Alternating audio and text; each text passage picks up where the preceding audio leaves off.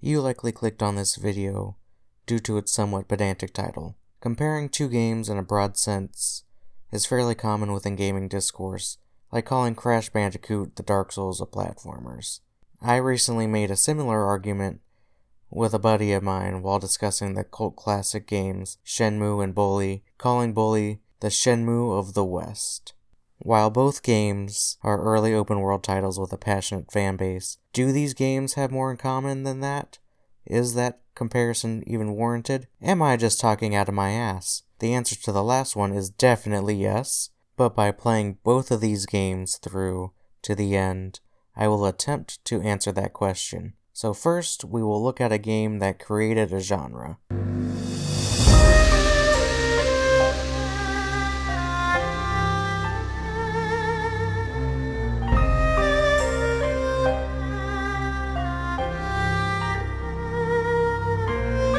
So, let me set the scene for you. The year is 1999.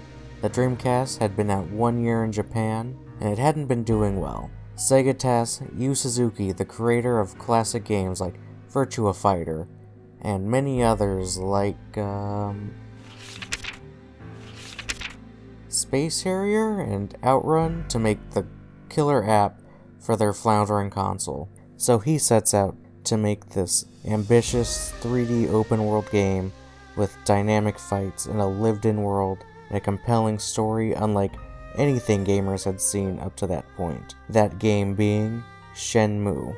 Shenmue follows the story of a young man, Ryo Hazuki, in the search for revenge after watching his father murdered at the hands of the devilishly evil and handsome Lan Di. The story was aiming to be this big emotional epic where Ryo chases Lan Di to China and meeting a whole colorful cast of characters along the way.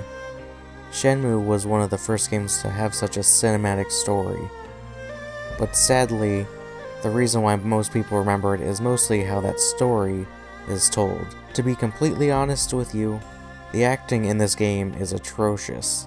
I personally kind of like the voice acting and find it charming. The English dub reminds me of bad dubs you would get from anime in the 80s and 90s. I want to ask you something. Listen up, kid. I don't know why you're in such a hurry, but never stray from the honest path. Yes, sir. That's all I gotta say for now. Really bad, but cheesy and charming. To be fair, localizations of such a large scale never happened before Shenmue. This was the first time anyone had tried anything this big, so the janky acting is to be expected.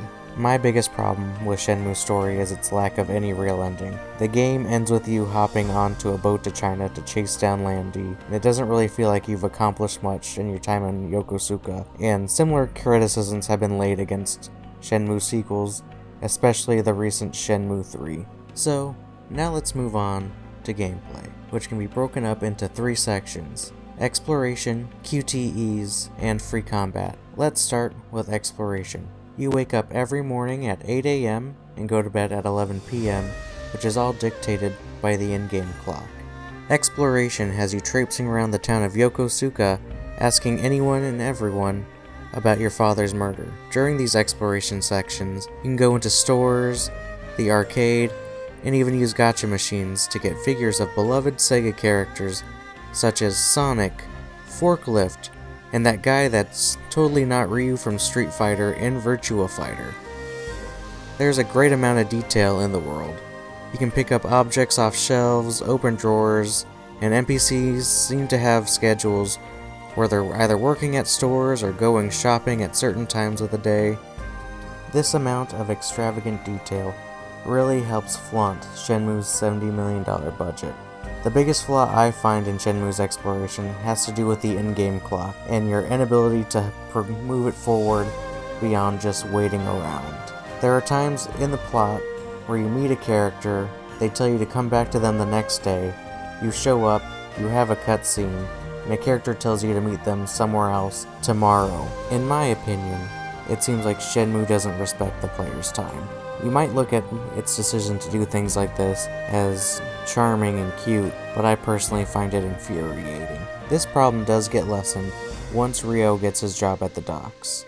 You spend the most of the day forklift racing and hauling boxes around the docks. Well, after your shift, you're investigating the docks with any more leads to get you to China. Now, let's move on to the QTE sections, which honestly, there's really not that much to go over. If you've played any modern video games, you've likely played a QTE section. You hit a button, Ryo dodges, you hit a button, he might do a flashy kung fu move. There's really not much to be said other than just being interactive cutscenes.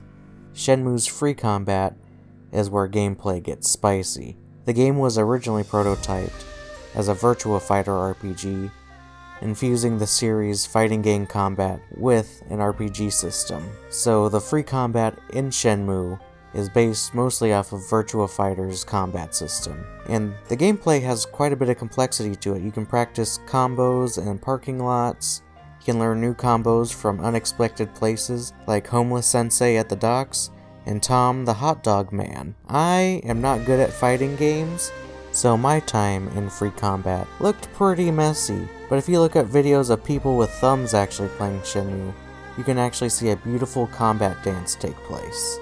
While Shenmue couldn't save the Dreamcast, its legacy lives on. It did get a sequel, and when it came out in the West, it was an Xbox exclusive. Now, both Shenmue 1 and 2 have been remastered on modern hardware. It also got its third entry in 2019, and while making this video, the Shenmue anime has recently got announced, with a release date slated for 2022. The DNA of Shenmue has been passed down beyond its franchise, with many other games seeming to smooth out its rough edges. The Yakuza games, while being more inspired by Yakuza and mob movies, have a lot of Shenmue influence.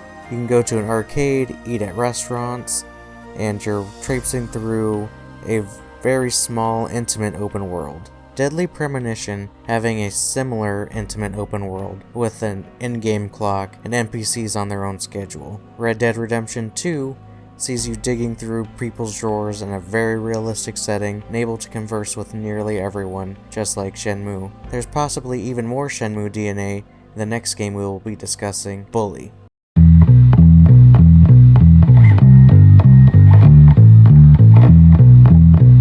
2006 saw the release of Rockstar Vancouver's Bully. The game was mired with quite a bit of controversy before its release, mostly due to its name and people assuming that this game will encourage bullying. But most of that controversy died down pretty soon after the game's release, most of it forgotten to time, and the last bit that was around died when people actually played the game and realized the story mostly took an anti-bullying stance. This game was moderately successful at the time on the PS2, getting a PC port and eventually expanded versions called the Scholarship Edition on Xbox 360 and the Wii. I played the PS4 port of the PlayStation 2 game. The game follows Jimmy, a troubled teen who is forced to attend a rough boarding school, Bulworth Academy. Bulworth is teeming with skeevy teachers and miscreant kids that are splintered into divergent cliques, being bullies, nerds, preps, etc. The only people that approach Jimmy as a friend is Gary, an edgy little shit who, after watching Fight Club for the first time, sees himself as this Machiavellian mastermind, and Petey, the shy kid who is just kinda there.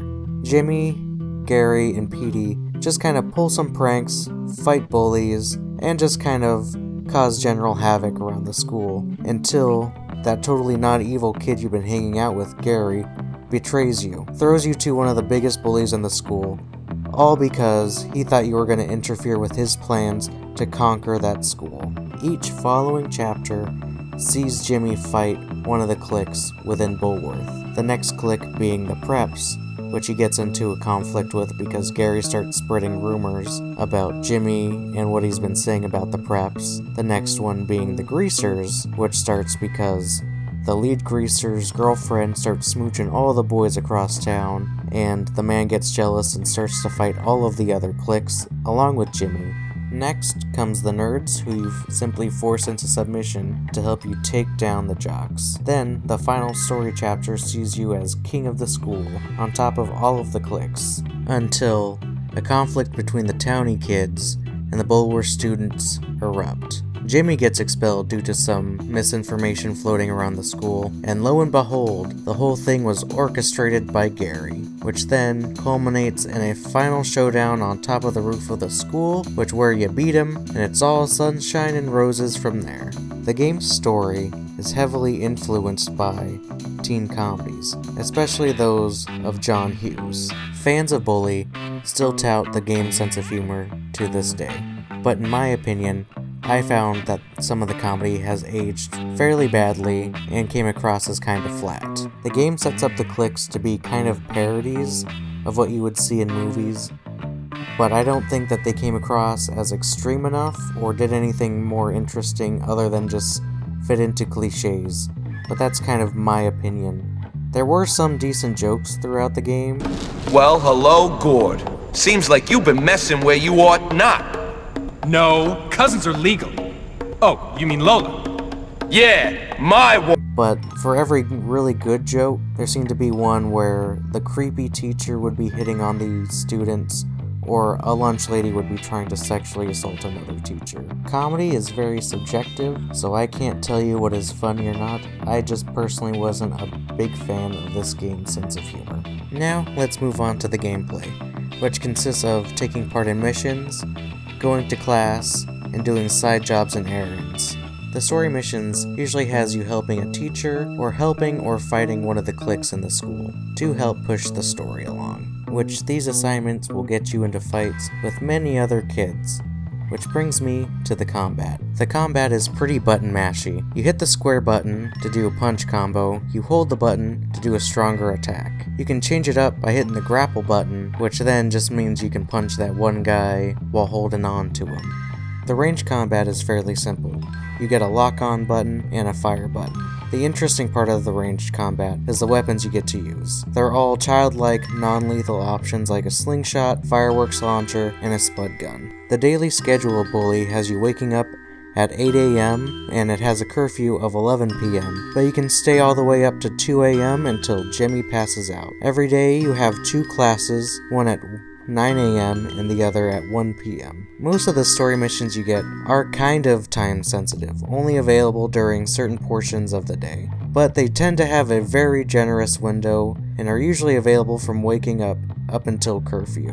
The classes you take part in can give you new skills, stat boosts, bonuses, and even new rides. I do like how taking part in the classes can improve Jimmy and make him more fun to play. Then lastly, the errands and side jobs are ways to get money, to get new clothes, bikes, buy ammo, but I barely touched any errands and didn't do any of the side jobs, and I was flush with cash and ammo through the whole game. Lastly comes the romance system, which is incredibly shallow. During each chapter, you get one girl from each faction that likes Jimmy, which means you can give her gifts and she'll give you a kiss, and that kiss will give you a health bonus. Due to how shallow the romance system is, it does kind of feel gross and transactional, but that lack of depth likely came from content cuts instead of just intention. There are a lot of charming aspects that I find in this game. One thing that I really liked is the fact that jocks and prefects are much bigger than you, so you know not to mess with them right away.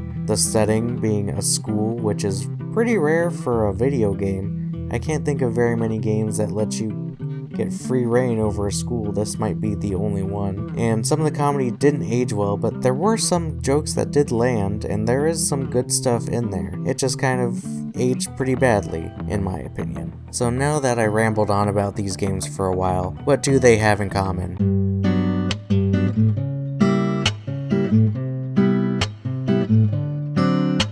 Well, like I said earlier, they're both early 3D open world games, and both games want you to interact with nearly everyone you can. You can talk to virtually everyone in the world in these games. While in Shenmue, you will have a very scripted conversation. In Bully, you get a couple of responses. You can either be nice or mean, make peace, or start a fight. In Shenmue, it makes sense. You're playing Ryo's story.